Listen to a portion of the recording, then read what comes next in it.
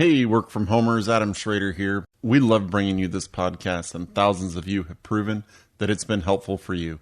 But since time and online storage space aren't free, Narration and I wanted to come to you personally to ask for your financial support through Patreon. Go to patreon.com/workfromhomeshow and help support the show. And we appreciate your support at any amount you choose. That's patreon.com/workfromhomeshow. Thanks for your support. Let's get to the show.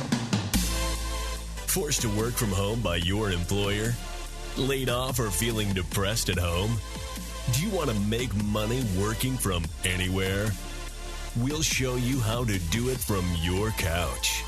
It's time for another episode of the Work From Home Show.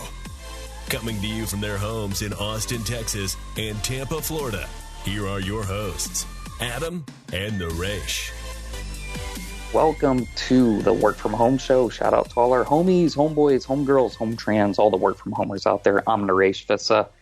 Adam's unable to make it today, but we have a very special guest, Frank Schaefer. He's a New York Times bestselling author of more than a dozen books.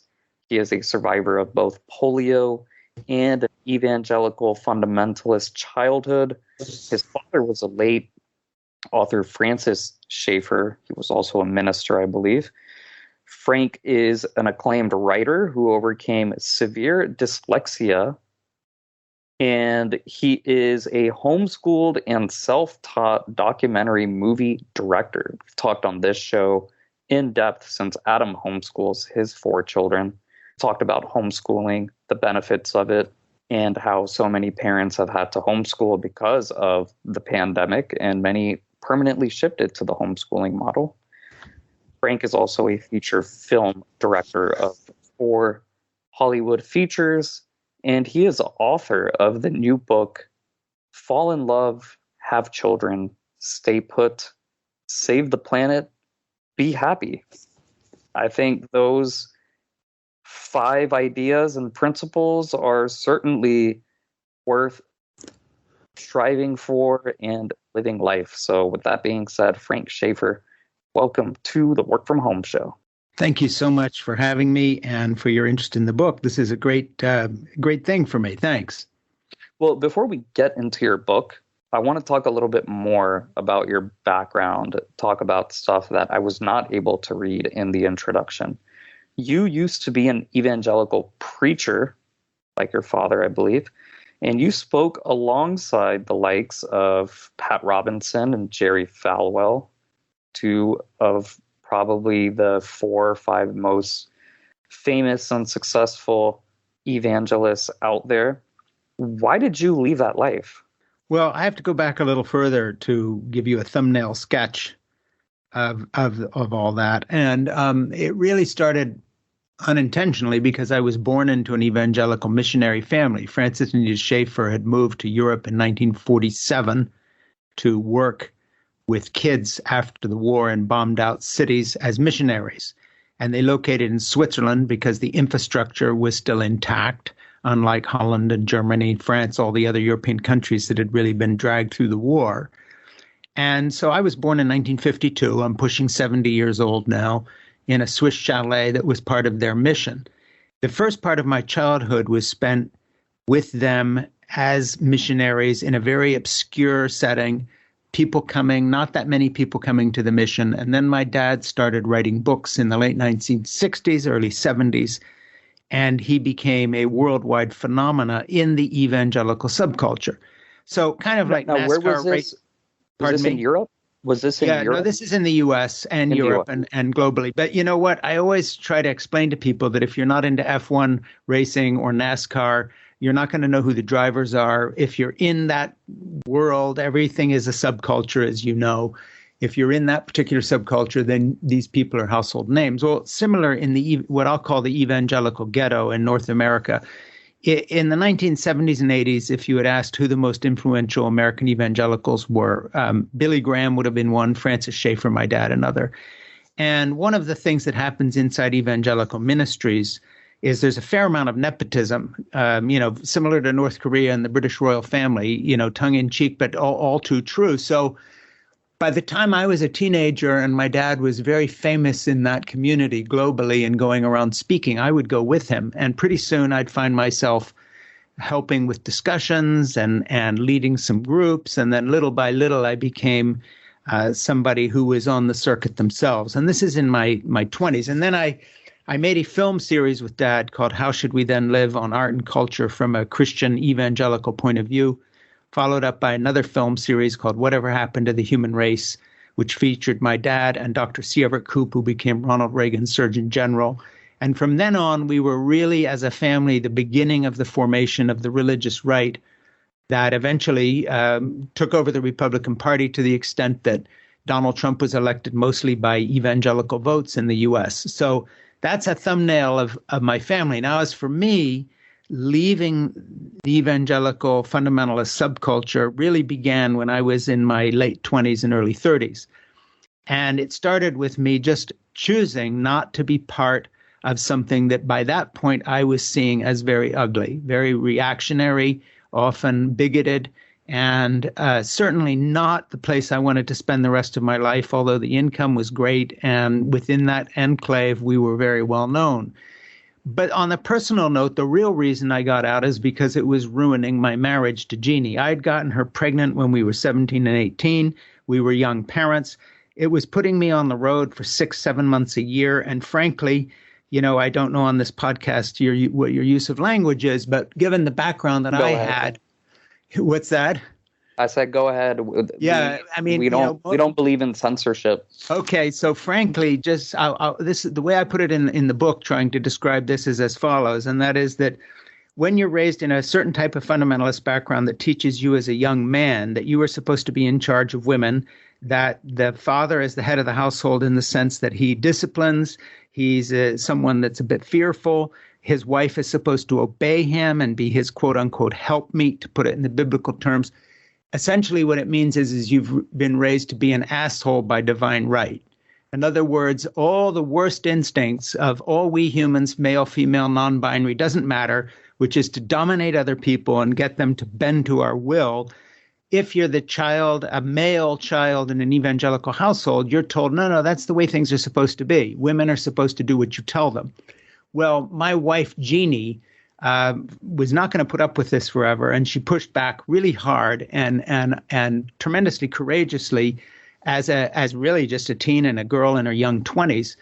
And at a certain point, I really didn't want to be that person anymore. And so I started a journey away from evangelicalism, really because in a way, I wasn't thinking of it this way at the time, but in a sense, I became a feminist, in the sense that I began to really believe in a more egalitarian relationship outside of the theological structure that I had inherited.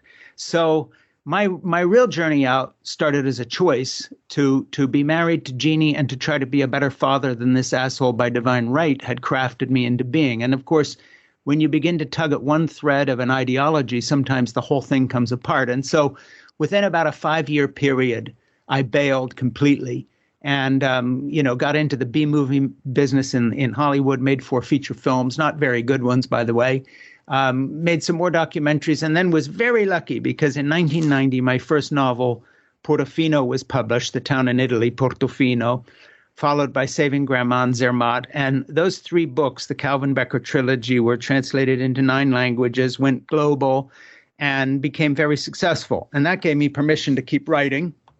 I had finally discovered what I could actually do without selling my soul. And I began to write more fiction and nonfiction. And that brings us up to the present tense, where the last 6 years I've been working on Fall in Love, Have Children, Stay Put, Save the Planet, Be Happy, which just has been out for a little bit here and really deals with my own journey as a father, grandfather, and homemaker and full-time caregiver of 3 of my 5 grandchildren for the last 13 years, where I've been a kind of a grandfather stay-at-home super nanny. So that brings you up to the present tense.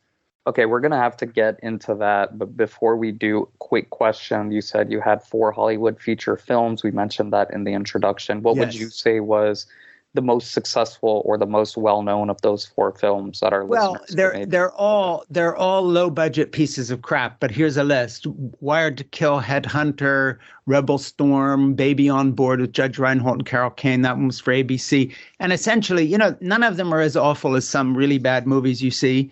But they are scripts that I was given after I got an agent, cut a reel from some of my documentaries. And, the difference between my novels like Portofino and my movies is that when I reread my novels, I hope my writing has continued to progress, but I am pleased with them. Whereas with the films, it was work, it was a job. Unfortunately, Jeannie, my wife, was wonderful and said, look, you're never going to get the scripts you want, whether it's because you're not good enough or unlucky, whatever it may be.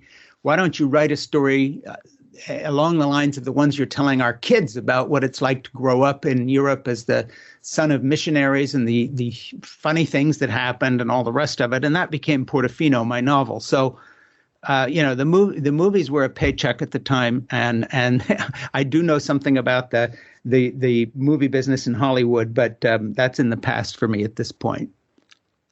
You said that you are also a super nanny, homemaker, stay-at-home grandfather. Yes. We talk about being stay-at-home dads because Adam and I are both stay-at-home dads, but we also work from home as well. I'm assuming you also work from home, also given your background and your successes. How did you end up being or what was the circumstances behind your becoming a stay-at-home grandfather? And do you continue to work from home?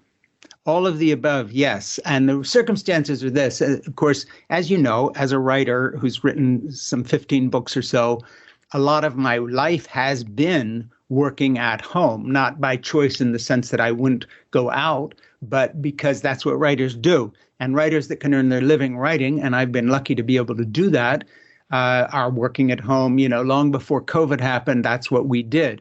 And my wife was also working at home. She ran a small publishing company, a mail order business. She went to the School of Fashion Design in Boston and has a construction and design studio at the house. So we've been able to piece it together. And then, of course, forays from home used to be speaking tours.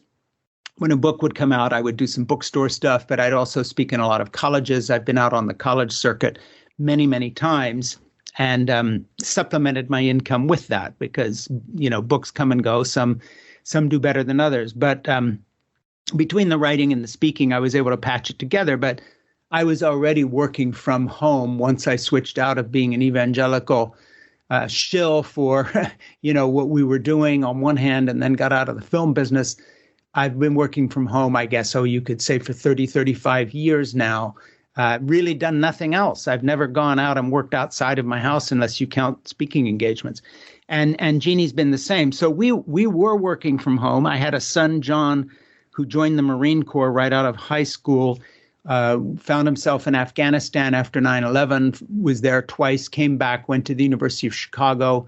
After he graduated, he and his wife, Becky, moved in with us while they got on their feet financially. And during that 2-year period, had their first child, which was Lucy, who's now 13 years old. And I began to help with Lucy. I've always enjoyed taking care of my own children, but it was a new kind of relationship. I have 3 grown children, 5 grandchildren. 3 of the little ones, Lucy, Jack, and Nora, 13, 11, and 7, literally live across the street. They can walk to my house. And you're located where? I'm in Salisbury, Massachusetts, just north of Boston. Yeah. So with Lucy in the house, I really, really found myself able to give her the kind of attention that in my more distracted years, when Jessica was a little girl and I was in the film business, that's my daughter, I really wasn't able to give her. And in a way, I was reparenting myself. I was doing this time around what I'd wished I'd had the time, the ability, and the financial stability to do the first time around. And so that was one aspect. But the other thing that started happening, and that's where the book came from, was that I suddenly realized, look, damn it, I got to admit something. I'm enjoying this time of my life, quote unquote, getting older with a lot less time ahead of me than behind me, a time I would have thought 30 years ago was going to be fearful, like, oh, crap, my life is winding up here. What the hell? Instead, it was, every single day I get up, I'm watching this child grow. She's napping in my arms while I walk around in my studio, and she sleeps weirdly enough to scores by Nino Rota and Italian movies. Who knows why kids like certain music? I'm having the time of my life. And so I started keeping a diary about taking care of children as a stay-at-home grandfather. And this grew and grew and grew. And then I have some sciencey friends who teach at the university level, and they started reading some of it saying, look, you don't know this, Frank, but everything you're talking about is now being researched in neurobiology. There's real science on why this is the best time of your life. There's real science on nurturing and caregiving as a male activity. And, you just happen to be thinking and writing about this at the very time in history when there's more actual research going on this whole idea of the survival of the friendliest instead of the survival of the fittest, on the way humans, male, female, non-binary alike, all evolved to be happiest when giving rather than seeking power over others. Everything you're finding joy in really now has a basis in science. Here's a book you ought to read. Well, what was going to be a year project or so turned into 6 because that one reading project turned into many. And then the book became 3 things. The book became a kind of diary of childcare, which I think would inspire anybody who's doing any home care of anybody, whether old, young, male, female, non-binary, doesn't matter. It became a book with scientific references by a layperson, so very understandable, but who had it checked by a lot of people who really do know something. So it's not embarrassing on, what you might call the science of love. This is real stuff. This isn't Hallmark card stuff. This is real neurobiology. And then thirdly, when COVID came along, it was like some weird experiment had happened where everybody got sent home and were forced to try what I was calling people to do, which was, look, don't define yourself only by career, paycheck, and power over others. Instead, change your idea of success to match what you actually evolved to be. Because guess what? You didn't evolve to be a shareholder. You did not evolve to be the president of a company. Maybe you are. Nothing wrong with that. But what you unequivocally evolved to be is a caregiver.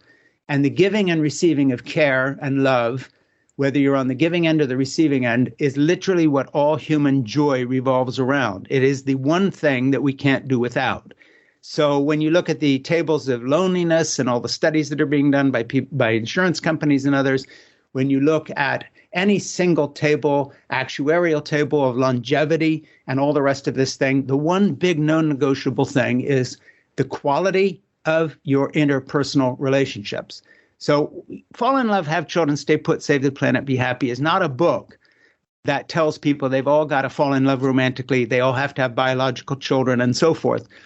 But you better fall in love with love itself, because if anything else defines your life, you will wind up disappointed. Have children, sure. Biological children are great. I have some and grandchildren. But that said, there are a lot of people out there who don't have kids by choice, but they can still be caregivers. Are they giving care and receiving love of those around them or not? Stay put rather than always chasing the higher wage, always chasing the bigger job.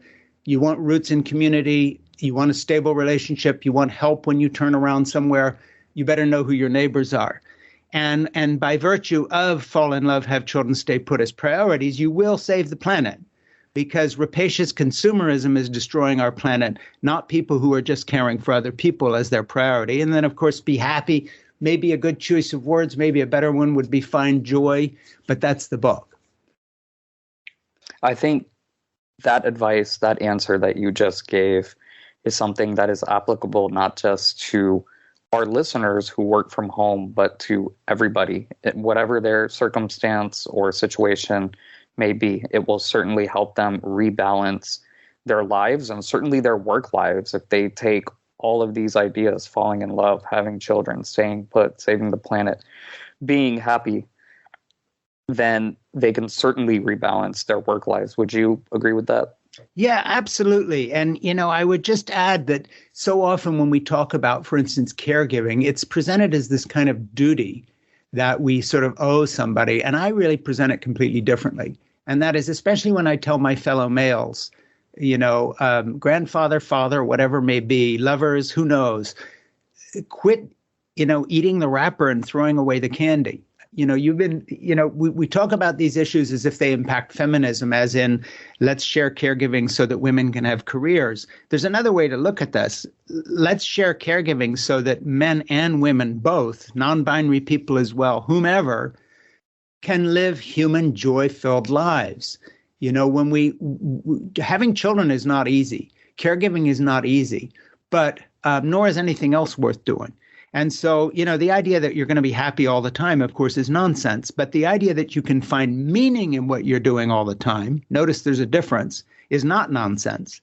And if you organize your life around the strength and the depth and the beauty of the relationships in your life, like, for instance, right now I'm doing this conversation with you, but this afternoon I'll be picking up my granddaughter Nora at school at 3:00. She'll spend the rest of the day till 6 p.m. with me. And, I'm still remembering our playtime yesterday and the games we played. I'm remembering what I cooked for a snack yesterday for her. I'm remembering the many, many times she throws her arms around my neck and tells me that she loves me. I remember the different look in her eyes than I used to see in my daughter when I would yell at her as a silly young father who thought that I was supposed to discipline all these kids all the time. And I would see fear reflected back. Now I don't. I've learned something. And, so what I'm trying to share in the book is an approach to life that says, look, there's nothing wrong with career, but if you get your priorities reordered and stop looking at it through the lens of gender and ambition, and start looking at it through the eyes of pleasure and what will last as you pass on something to another generation, you will be happier. And I can say that unequivocally. It's so striking to me that these people like George Clooney and David Letterman and all these big TV stars and movie stars often discover the joy of parenting, for instance, or caregiving late. And I've never heard one of them talk about it without that person adding, wow, I wish I had done this earlier. If only what I knew now. Letterman, I talk in my book, I have a chapter about these crazy interviews David Letterman's been doing recently, often with men who were big TV stars, even people like Howard Stern, the shock radio host, saying now, wow, I was such a jerk in my first marriage. I treated that woman and my children so badly. I wish I could go back and do it again.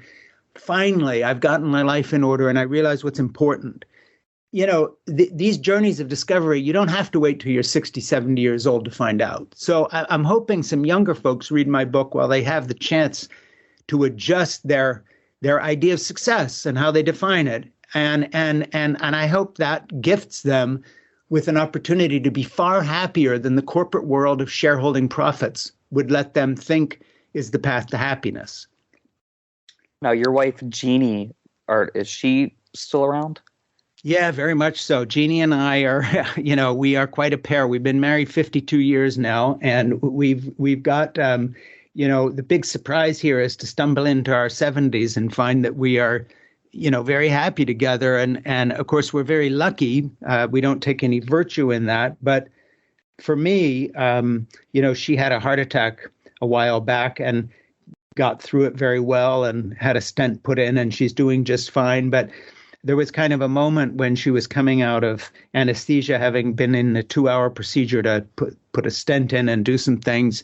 And I said to her, were you scared? And she said, yeah, I was scared when they were anesthetizing me. And then suddenly I was flooded by a completely different emotion. And I said, well, what was that? And she said, a sense of incredible gratitude for the wonderful life I've had. Now, a nurse standing there, smiled and thought, oh, that's lovely, and so forth and so on. Me, who knew what a jerk I had been in the early days that we were together, heard a completely different thing in those words, and it was very touching to me.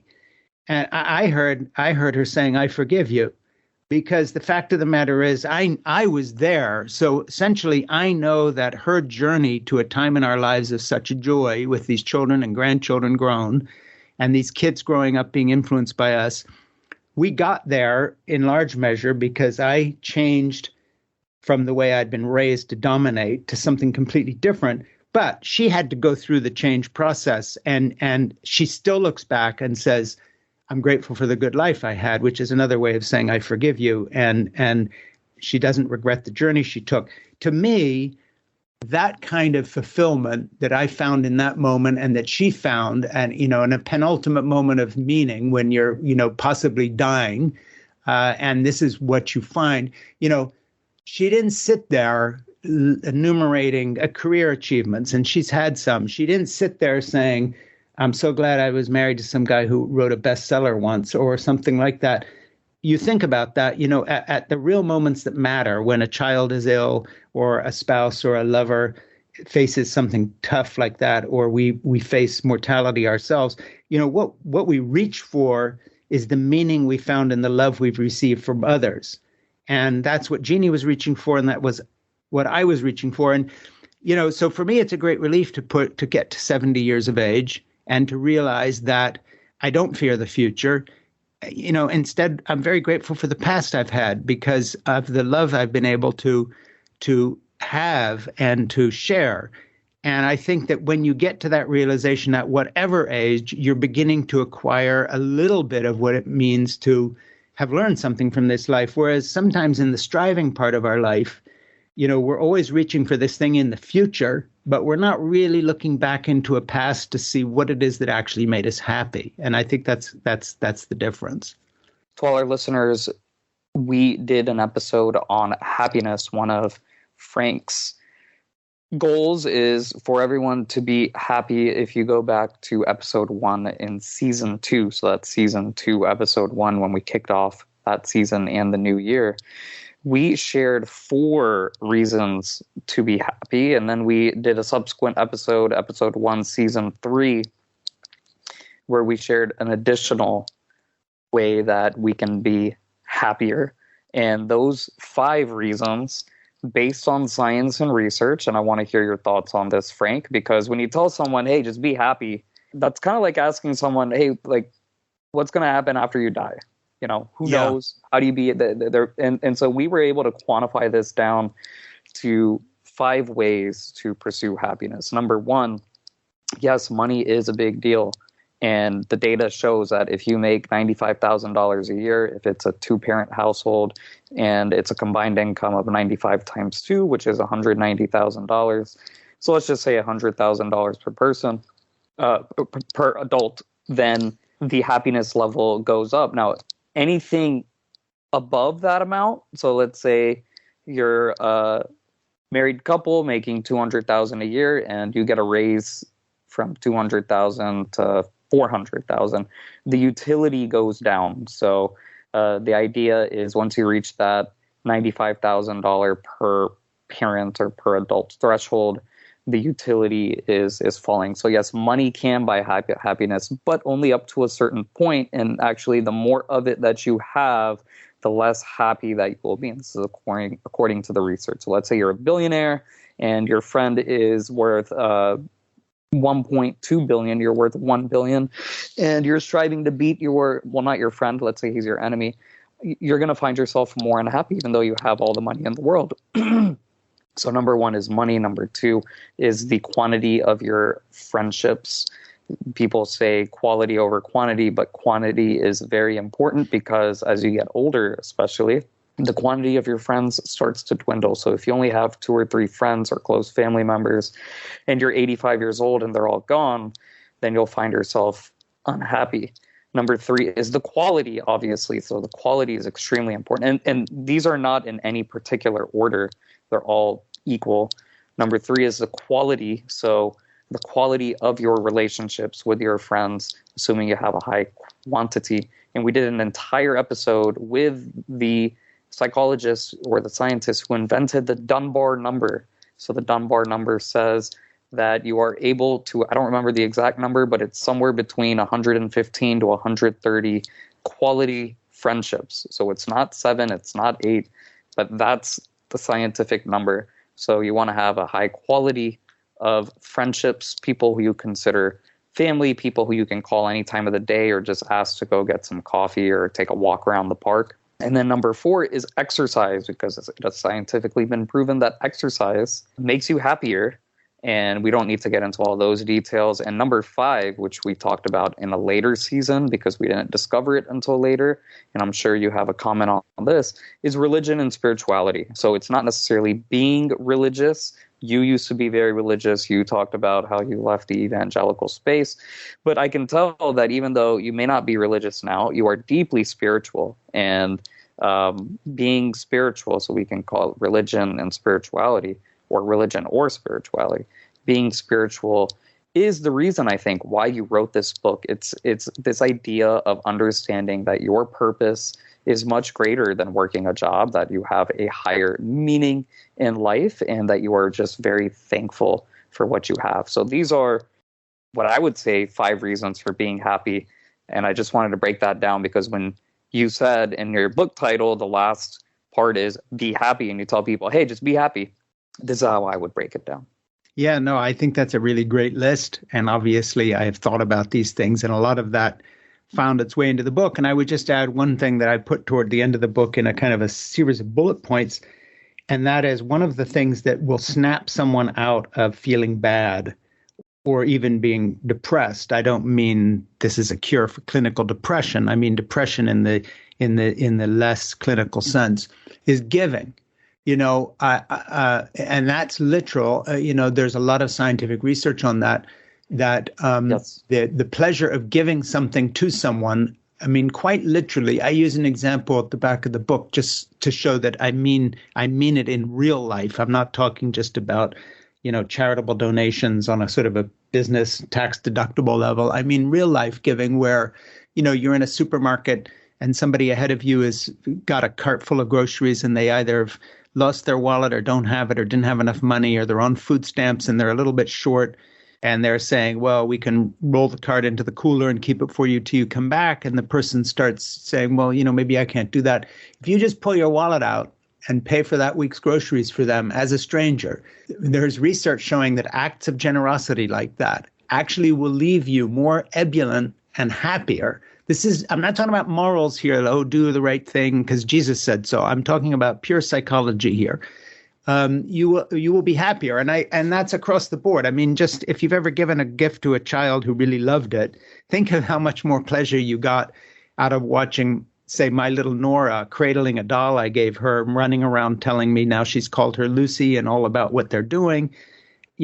I can't think of a gift. I mean, you could give me 5 cases of my favorite California Chardonnay and I'd be happy, but that would last for 10 seconds compared to the joy you get just from that kind of giving. But and that includes strangers. So I would just add to that list and just say, if you're the kind of person who realizes that, there is something, what I call it in my book is altruistic selfishness.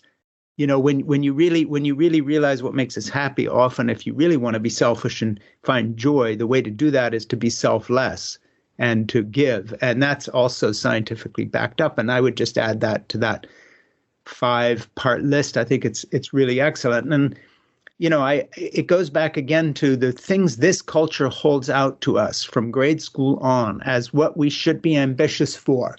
Go out there and do big fancy things and make a lot of money and be successful. That startup in your garage, take it to Silicon Valley and make $1 billion. Do something that gets noticed. There's nothing wrong with ambition up to a point, but if the implication is this will make you happy, just as you said, over a certain point, income is immaterial to this discussion. That's a lie. Just to be put bluntly, it's a lie to tell people that that's how they should gear their lives. And I think a lot of folks who stay home, work from home. For instance, my son John, since the pandemic, has been working from home. He goes into the office 1 day a week now. He's renegotiated his contract and is telling his company, if you want me to stick with the company in a managerial position, this is the future. I'm never coming back in. Because even though I'm still doing childcare for him as the super nanny grandfather, doing all the pickups at school and all, and I have his back, the additional time he is getting with his children through the day, because he isn't leaving at 5:30 in the morning to commute before they're even up, has changed his life in a way that he loves and does never want to go back on. So, these are not theoretical things. These are choices real people are making. I love the term altruistic selfishness. I'm a fan of, and let me explain this a little more. I'm a fan of the selfish motive. Let's put it that way. I don't want to say I'm a fan of selfishness, but the selfish motive, which I learned reading Objectivism, Ayn Rand, The Fountainhead, Atlas Shrugged, philosophies like that. And I think it's just, if more people focus on themselves, then it has a ripple effect across those around them, a ripple positive effect on those around them. I want to talk really quickly, as I mentioned those key terms. What are your thoughts on capitalism's value? Is there anything wrong with capitalism's values? No, I think what's wrong is when capitalism's values are seen as intrinsic to giving us self-worth, because they never will, and they always will fail. You know, I put it the other way around. I think a lot of things are a cart and a horse situation. I'll give you another example, which I think is applicable here, and that is religion. You know, I am a spiritual person. In fact, I still do religious things in that, I haven't run away from the idea of organized religion altogether. I've left a certain branch of fundamentalism that was far too strict and narrow. But, you know, a lot of times religious people, for instance, my parents, or what I would have told you 40 or 50 years ago was that, for instance, the teaching of Jesus, without those, we would not have Western civilization. Who else would have taught us to be kind to each other? It's really the other way around, and that is we evolved to be caregivers. You know, you and I would not be talking here today if way back in our ancestral history, somebody had not taken care of, for instance, an abandoned child that happened to be your ancestor. You and I both have ancestors who were abandoned. That's just figure the Russian roulette, 10,000 years of human evolution, or 50,000 or even 100,000. Of course, back there somewhere, there's a baby left by the side of a trail, motherless, friendless, alone. Someone picks up that child. That's your great-great ancestor. They didn't take it to their village and eat it. They didn't enslave it. They raised that child. They cared for it. They loved it. They passed along the torch that now is you interviewing me this afternoon. You're my caregiver right here today, because you're giving me a chance to talk about my book the way a parent would give a child a chance to shine. So right now, you interviewing me, you are a caregiver. That's the only reason any of us get anything done, is because somebody reaches out. You've reached out to me. I'm reaching out through my book.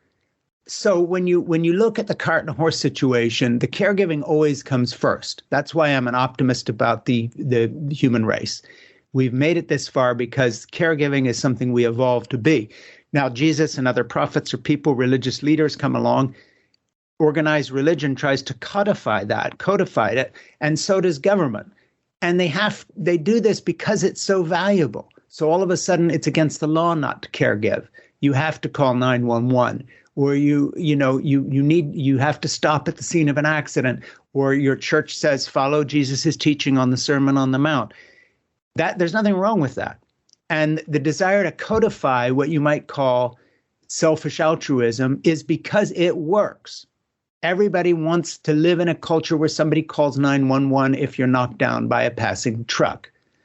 And it works because we codify it. Now, the codifying goes too far sometimes, which is one reason I left my evangelical background. But it's a good instinct. It's a survival instinct. Let's make a rule out of this. That's the human instinct. Let's look for a pattern here and make it obligatory. And then, of course, there's the seesaw between democracy and imposing rules and so on and the rest of it. Well, I feel the same way about capitalism. And that is, capitalism codifies a human desire to support the people we love. The motivation for a job, if you really think about it, if I look back to my striving years in the B-movie business, or how hard I worked to promote books and all the rest of it, a lot of that motivation also comes from love, because it's the love of the people around you. It isn't self-love always. It's always the person you're supporting that is uppermost in your mind. Will I be able to afford college for my child? Can I pay my mortgage? How do I put these things together? Am I a paycheck away from disaster? Most of that focus is not as selfish as it seems. And so, yes, of course, I believe in capitalism, but I also believe in a view of the human race that means that capitalism, for instance, ought to include generous, long-term paid maternity and paternity benefits, not because we're socialists, but because we're not monsters. Who wants a woman working 3 jobs at low pay, going home 2 days after she gives birth while she's still bleeding, having to go back and work for Walmart because there's no system that is humane enough to say, go home for a year, be with your child. We'll pick it up. We'll pick up the tab. That's just caregiving along that path somewhere in the forest when we were in our hunter-gatherer period that I referred to before. So I would say yes, capitalism, yes, but I would also say capitalism with a social safety net that isn't just a generalized social safety net for every situation, but has a strong focus on protecting the next generation, help for mothers and children, paternity care extended to fathers and grandfathers so that we can pitch in too and be part of the system.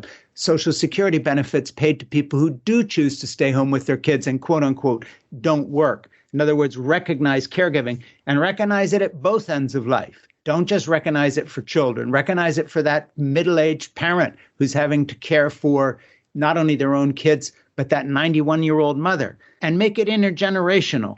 Cultures work far better when it isn't, hey, you're living in a retirement community. No one's allowed to even come in here if they're under 55 years of age at one end of the spectrum, and everybody else is shoved into daycare at the other end while we pursue our fancy careers. This is insane.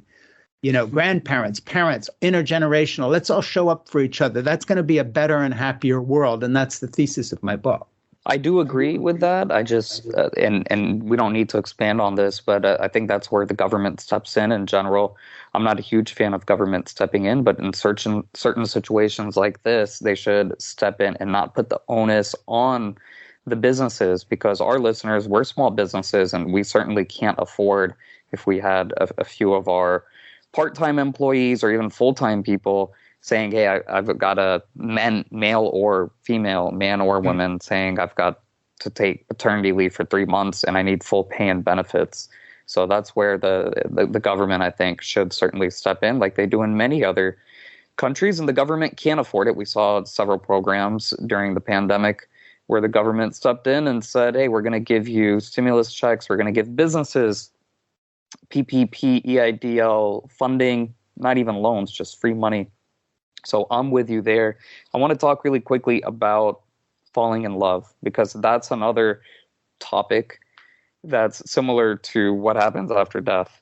What do you think, as far as love goes, do you think that it's a real, is it real, or is it just a made up temporary idea for marketing purposes? Yeah, I mean, it would seem that way, wouldn't it, the way it's used? God help us all. But the fact of the matter is, one of the things I really was an eye-opener for me in my book because of my sciencey friends sending me more reading. I'll just give you one example. And the short answer is love is as real as a heart attack. This is like straight up rocket science. There's no touchy-feely, Oprah-esque Hallmark card crap here at all. Love is totally quantifiable. It is absolutely measurable. It is completely real. Even in studies that I cite in the book about what dogs feel when they bond with us, they can actually have the measurable oxytocin reactions and all the rest of the hormonal changes humans have. Love is real. One of the studies that was just fascinating to me that I ran across in the book was Feldman, who's this brilliant scholar who for 25 years has been studying love. All right. So what she does is she takes breastfeeding mothers and new parents. She takes hormonal studies from their saliva, their blood pressure, brain scans, puts it all together. And as a control on the very real study of mother love, which is not a feeling, it's a thing. It's as totally real. It can be measured. She took adoptive male parents. Okay, so male adoptive parents, in other words, not blood relatives, not the biological father of a child, started to study them as a control to get a contrast with her study of mother love, of breastfeeding moms, of newborn babies, and how they bond. She was doing a whole study. Well, what she found to her stunning amazement, and the experiment was replicated before it was put in journals, and it's been replicated very many times now, is that adoptive male parents who spent time with their kids, in other words, not just somebody who is a parent in name only, but were the full-time caregiver adoptive parents, gay or straight, not of their own biological children and not necessarily of newborns, within a year, when they were playing with that child, had the same hormonal responses, the same brain scan responses as biological mothers bonded with their babies. In other words, Feldman discovered that the power of oxytocin to change the way we feel, and that makes us not kill all our children, by the way, when they keep us up at night, because our love overwhelms the anger and the frustration and the tiredness. This incredible weapon that evolution gave us, upon which our entire survival of the species depends, which is the experience of love for those we would otherwise ignore and or kill or get rid of because they are annoying us, i.e. children keeping us awake, teenagers throwing fits, whatever it may be. Oxytocin has given us this huge sense of reward of, no, we'll push through, even though I'm tired, I'm unhappy, this is awful. Yet something tells you, no, there's a better way to do this here. Let's push through. We'll get to the other side. It's going to be okay. So Feldman and all these other scientists, which I quote in the book, have studied this. And so we're now living in an age in which it's not even an open question anymore in terms of, is love real? The crazy thing is, we're so sentimental about these words that we've sort of lost sight of the fact that actually these are survival tactics. Love is a survival tactic, and it's totally non-negotiable, and it is not optional. If you live a life that is loveless, you are in deep, deep trouble. It's the one thing that will literally kill you. One last little study that impacts what I do with childcare. There was a Berlin study where they followed people for 19 years, and they found that a greater predictor of longevity among the very elderly was not whether they smoked, drank, or had diabetes, but was it whether they had regular contact with grandchildren. That grandparents in regular caregiving contact with grandchildren added 3 to 7 years to their lifespan, and that is with control groups to factor in all sorts of other factors. And this study was replicated other places. Has nothing to do with sentiment. It has to do with a sense of meaning, purpose, connection. And that's where we find it. And, take it or leave it, but the science is on the side of love. That goes back to the concept I brought up earlier, the quality of your relationships. So that includes your grandchildren. And I agree. I think love has completely gotten lost in translation. Today it means diamond rings, chocolates, Valentine's Day, anniversaries. And that just completely defeats the purpose that you just talked about of what love truly is. And it goes back to consumerism. Look, it's a huge business. There's an entire multi-billion-dollar, maybe even multi-trillion-dollar industry. Actually, I would say it's in the trillions that surrounds love. And the big corporations, the corporatists, Wall Street, have controlled what you and I, they try to control what our view is on love. The worst is Hollywood, I think. You worked in Hollywood, and they try to control that as well. Yeah, absolutely. And poor old love staggers along, but actually without it, none of this happens. So we're not even here talking about it today unless people in our past, your past, my past, going back thousands of years had been driven by this sense of care. So it's crazy. And of course, this commercialization of love is really insane. But love is surviving. I mean, here we are. You're reaching out to me. I'm reaching out to you. And we continue to march forward. That said, it's been a shame for us to live in a day and age when things are commercialized that are the actual kind of genetic material we're made of. It's insane. Children. So we're as you can see, we're trying to cover as much of the book as we can.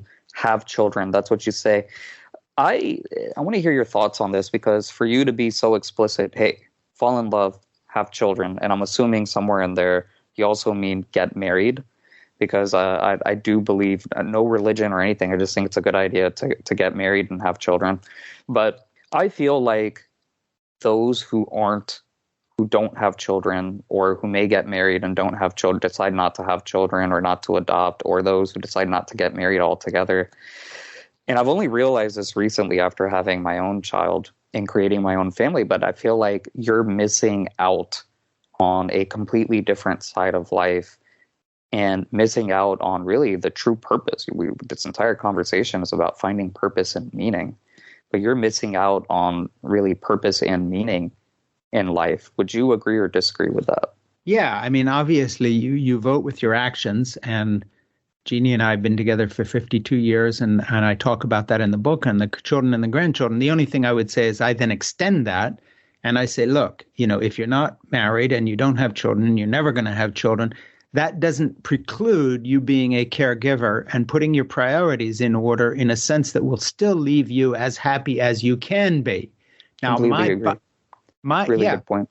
Yeah. And my bias is in favor of what I've done, not, I hope, as a self-justification, but maybe with a little 20/20 hindsight now, thinking to myself, what do I really care about in this life?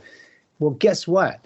Almost nothing that relates to anything but the fact that I have these warm relationships with these children and grandchildren. And to me, it's fine saying be married. One of the things I would add, and again, not judging any individual whose marriage falls apart or divorce or remarriage. I'm not talking about that. But I would just say love is hard work.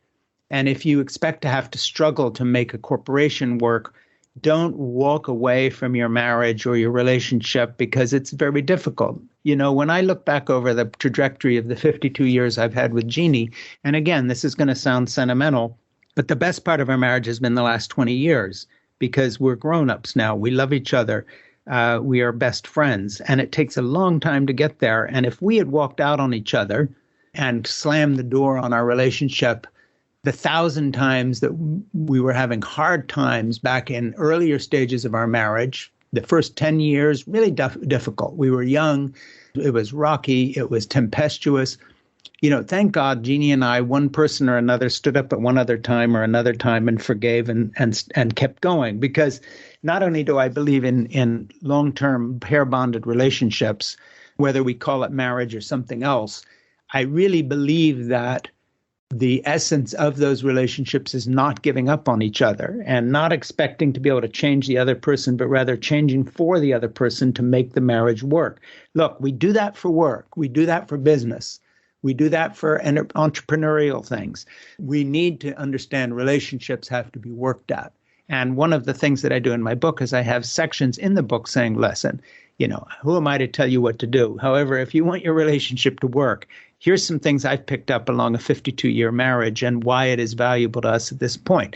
Maybe I can save you a step or two. So I believe in long-term pair-bonded relationships, and I believe in marriage, but I also believe that we are shortchanging people when we make it seem easy and or when we make the alternative be a kind of like, as we said a moment ago, and you agree with, as if somehow the only meaningful life can be found there. I don't believe that, but I do believe that our culture in general is lying to younger people and telling them that if they really want to have a serious career, then they better hold off on the relationships. It's just ridiculous what we've done with what you might call the biological love clock. So, we've turned the IVF, in vitro fertilization is billions of dollars, if not trillions of dollars industry, because you have all these people who have had a horrible choice, no real choice at all. They've been sold a bill of goods since kindergarten that they had to go out and do big fancy things before they could afford to fall in love, before they could afford to have a child. And of course, as I say in my book, there is no right time to have a child. The right time to have a child is when you're in love and have a child. I know that sounds simplistic, but if that's 19, so be it. If that's 37, so be it. But we're so stupid the way we divide lives into these little sections that don't match biology. They don't match fertility. They don't match hormones. They don't match what you might call the foolishness of youth, which is required to take that big step sometimes. We've constructed this alternative corporate universe that doesn't match the human condition. Maybe this would work for aliens, whose fertility clock runs from age 40 to 60. Maybe this matches some other, species on another planet. But humans, fall in love from the time they're in their teens forward. Humans want to procreate. Humans want to settle and start families. Humans respond to tenderness and care. And we've designed a society that says, stop doing all that shit and make money and strive for position. And if you're really lucky when you're 40, with in vitro fertilization, we'll let you have one child. I know I'm being a little facetious, but really looking at the way corporate work is structured and what our Ivy League universities teach and all the rest of it, that's the program. Here's our 10 commandments. I wouldn't blame it solely on corporations and Wall Street, but it's also, I think, the social revolution that's happening worldwide, not just in the United States. This idea of socially, you said you're a feminist earlier, but this idea of, you can delay, of completely changing the meaning of the family or of the nuclear family or of marriage or of love. Yeah. I think that has an even greater impact than some IVF company that's hiring a bunch of lobbyists to wine and dine other corporations and Hollywood and DC politicians. No, I totally agree with you. It's a social phenomenon, but it's a shame because it runs counter to what our human drive is, and our human drive is for love. Evolution. And so when you set up it's the evolutionary drive is not for these things, and so of course people then become unhappy and lonely. But then we do weird things, even to the human condition. Just to give you one example, one of the reasons Jeannie and I are so involved in caregiving, and mind you, this is for our youngest grandchildren, let alone our oldest grandchildren, is because we are young and healthy enough to be. Well, that's not any credit to us, but if you push everything down the road infinitely and you have 50-year-olds having children, who do you call? One whole the intergenerational, look, if you look at the old Italian farms in Lombardy, okay, just to make a big jump here, they have a courtyard because their building keeps going around. Why? Because they kept adding a wing every time somebody got married and had children. And now you have a family group of people that becomes a community. What are the grandparents doing? What are the great-grandparents doing? They're raising the children and helping with the kids. Nobody's talking about childcare because it's right there on the family farm. Nobody's trying to decide what the role of the man and the woman is because everybody is pitching in. Now, that's a bit of an idealization, but the truth is by smashing up the intergenerational connectivity in family life, we have created a series of problems. And we never go back to square one and just say, well, wait a minute, maybe this whole thing is crazy because, there are the only grandparents around are ones now who are in nursing homes and they're on their last legs because everybody's waiting so long. We've broken the intergenerational connection. Let's just admit the fact that this whole system that gears toward career, money, and position is broken. And let's not blame women for wanting careers. And let's not go back and say, okay, let's try to make it 1940 again. Well, of course, that wouldn't help any because that's where it all comes from, is that era of corporate life and so forth. But let's look at what a human being is and what human beings want, not male, female, but male, female, non-binary alike. What makes us happy? What makes us tick? And let's start doing things. Government help if we need it with children. Okay, fine. Let's do that. Let's start talking to young people about fertility and be honest with them and just say, you have to make some choices here. You're going to have a very long lifespan compared to your great-great-grandparents. Do you really want to eat up all your years of falling in love and fertility serving corporate America, or do you want to do something in a different order? Do you want to put family first at some point? Let's make that possible. I'm advocating in the book is let's just put all this on the table again and admit that we've created a god-awful mess here when it comes to family relationships and interdependency of human beings, and try to structure whatever we do, Republican, Democrat, traditionalist, religious, non-religious. Let's all agree on one thing. We've got a mess on our hands. And the way out is to admit the fact that when you elevate any aspect of being a human above the actual task of being human, in other words, loving, caring, being human, experiencing the closest relationships, you're going to have a problem. So how do we get back to square one? And that's what the book is about. And I hope I'll offer some practical stuff. Yeah, I'm just going to share the term delayed gratification. I think a lot of what we've talked about fits that term, and it simply means the ability to resist the temptation of an immediate pleasure in the hope of obtaining a valuable and long-lasting reward over the long term. And I think we've talked about in depth delayed gratification. And your principles that you've laid out, whether it's falling in love, having children, staying put, saving the planet, being happy, you're going to have to delay your gratification, whatever it is today. Maybe you don't want to have that child because you want to go out and party every night and you don't want to take on that added responsibility. But what the research has shown, what your book is all about, is over the long haul, you are going to have that gratification and you will be much, much better off. The research shows it. The spirituality and religion shows it. So delay that gratification. Yeah, and I would just say, understand that your life is in stages and that no day is the beginning of the rest of your life. I'm always interested with parents, in that time of life when your kids are all little, and it just seems endless. They're all going to be tiny. They're all going to be little. These will never become my friends. They're just going to cry at night and wake me up. And I'm sitting here, bored out of my mind. Well, it goes by in a heartbeat. And 2 minutes later, you've got a bright-eyed 13-year-old taller than you are, and you're in a wonderful dynamic conversation with her. And this time around, it's Lucy, who's my granddaughter. And all that investment, she was napping in my arms until I got a kind of a tennis elbow because she would sleep in my arm until it would go to sleep. All of that investment of time pays off because guess who she comes and sees on the weekend when she's back from high school? Me. Why? Because I made her come down here? No, I'm her friend. You have no idea how that warms my heart and my spirit and the satisfaction I get out of that. You talk about being lonely as you get older. Hey, as long as Lucy, Jack, and Nora, and Amanda, and Ben are around, my 5 grandchildren, I'm never going to be alone. If one of those kids is around, I have somebody who loves me and that I love. And it didn't come from another planet or something clever I did. I just put some time in. I was lucky they were here. So, this is the way we were built.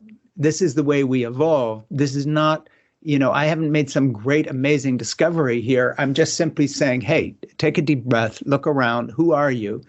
You're a super evolved primate, and what makes you tick is not ambition. What makes you tick is love. And if you've cut yourself off from it in its most primal form, you are going to suffer. You will not be as happy as you could have been. And I think that we just have to keep saying this and keep living it above all, because our whole culture kind of has been pushing in the other direction.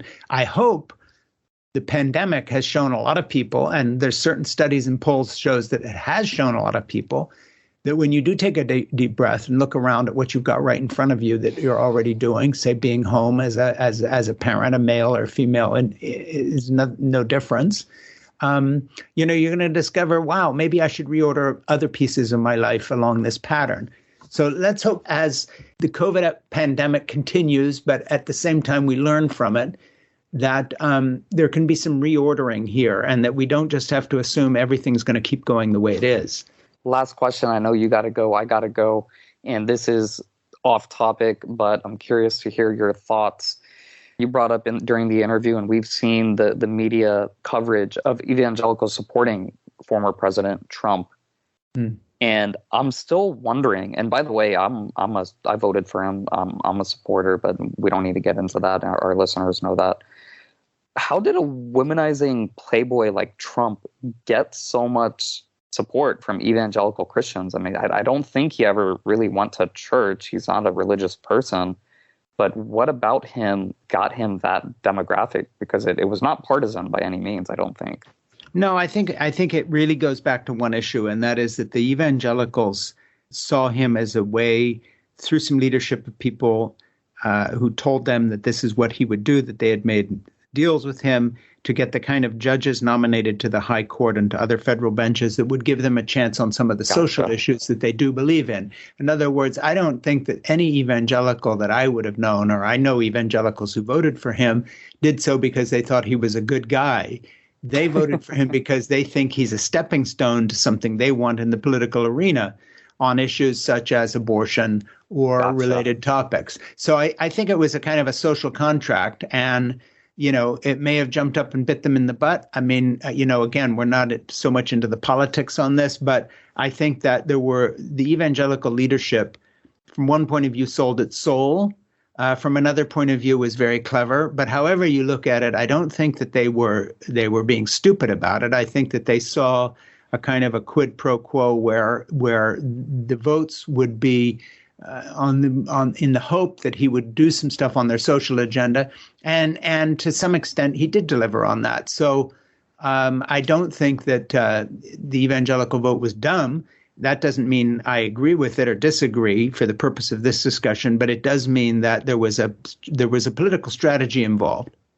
That makes so much more sense. And that was very insightful, because it does now as we speak, it's looking it's very realistic that Roe versus Wade is going to get overturned already. We're seeing states overturn or ban abortion or try to ban abortion.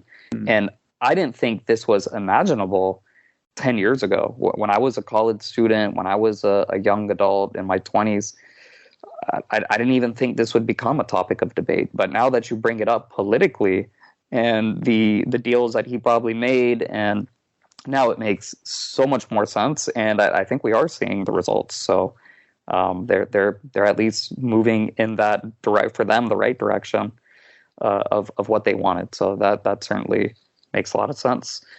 Frank Schaefer, thank you so much for joining us on the Work From Home show. I know we went a little over, but that's because this was just such an inspirational, spiritual, mesmerizing interview. The website is frankschaeffer.com. Last name Schaeffer. Schaeffer.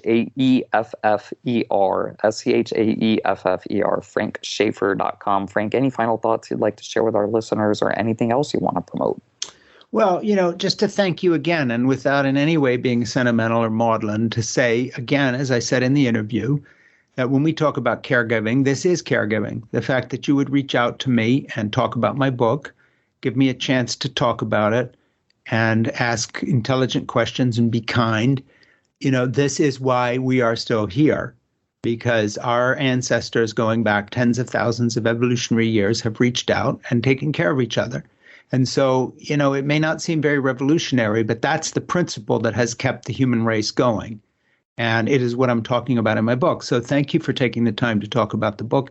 Anybody wants to get in touch with me, please do. I'm not hidden away somewhere, and I do answer my email. And if you buy the book and you have a book club or something like that, get in touch with me. I'll be very glad to participate at no cost whatsoever. I actually believe in what I've written, and I want to help spread the word. So thank you so much for this opportunity, and all the best with your podcast. Thank you so much to all our listeners. Check us out at workfromhomeshow.com. That's www.workfromhomeshow.com. If you have any thoughts about this interview or anything at all, you want to share it with us, hello@workfromhomeshow.com. That's hello@workfromhomeshow.com. Follow us on social media. We're everywhere. Just type in Work From Home Show. Leave us a review on whatever podcasting platform you utilize to listen to us. Send us a screenshot of that review, and we will send you a free copy of 50 Shades of Marketing. Again, our website is workfromhomeshow.com. Get on our mailing list, and we'll send you a free copy of 50 Shades of Marketing as well. And until next week, keep on working from home.